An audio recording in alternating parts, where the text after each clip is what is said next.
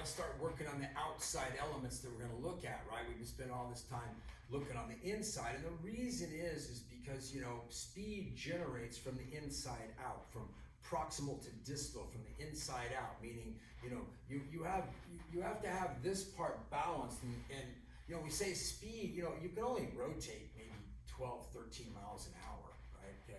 You can only rotate that 12, 13, 15 miles an hour, something like that. No big deal. But then on the outside, through our, you know, what we do on the outside of the club, you know, you can get the club up to, you know, 110, 100, whatever, you know, how fast you can get it going in there, right? So the majority of the speed comes on the outside, right? The majority of the speed comes on the outside.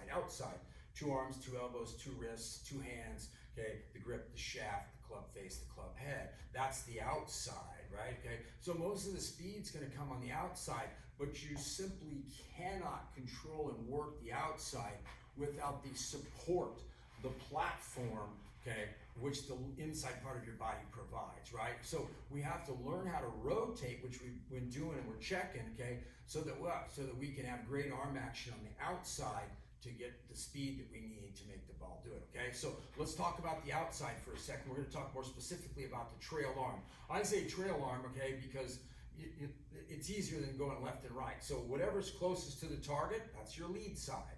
The lead side, that's my trail side, okay? So the trail side, we go, well, what are some characteristics of having your trail arm into position, right? Where would this be positioned, okay, to be in a good spot? And so I'm gonna give you 3 things, okay? 1, your elbow needs to be pointing down, okay? So when you get to your trail arm to the top, it needs to be pointing down.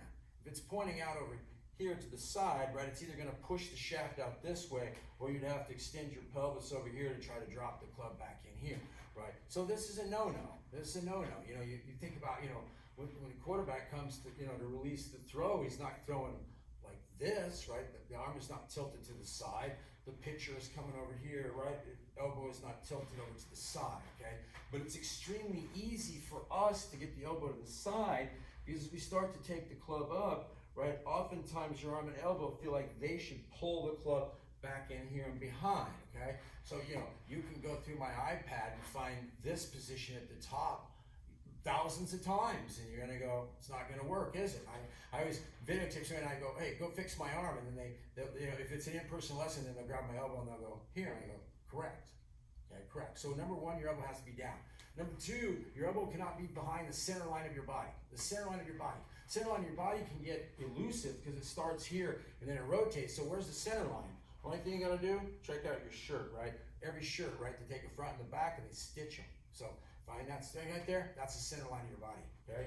So when I get myself up to the top, I need to say, well, 1, is my elbow down? Check. 2, is my elbow behind? Oh, that's behind the center line of my body, right?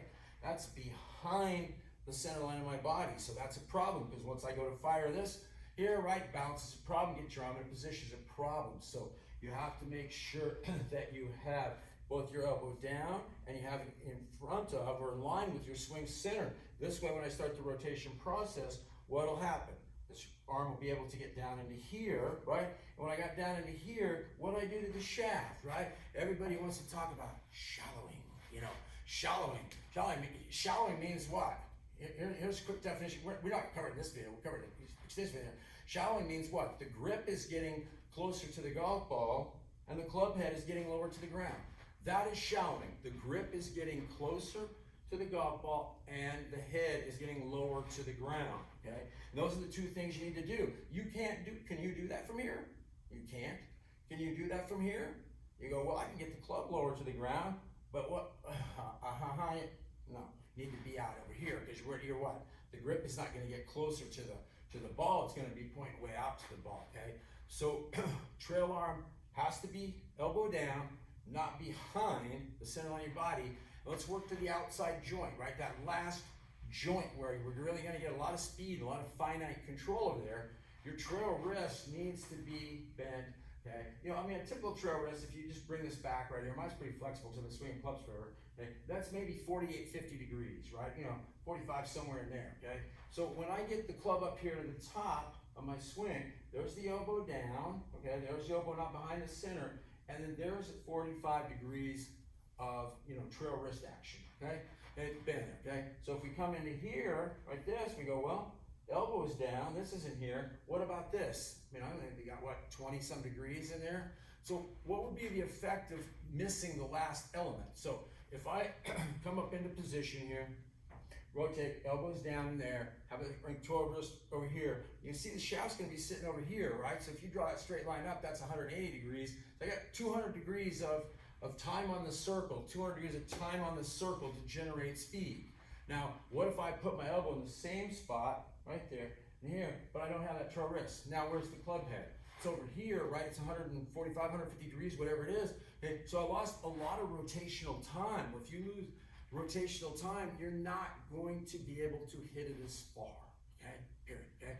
So remember those three keys. Elbow must be down, cannot be behind the center, and trail wrist must be bent about 40, 45 degrees. I'll see you at the next element.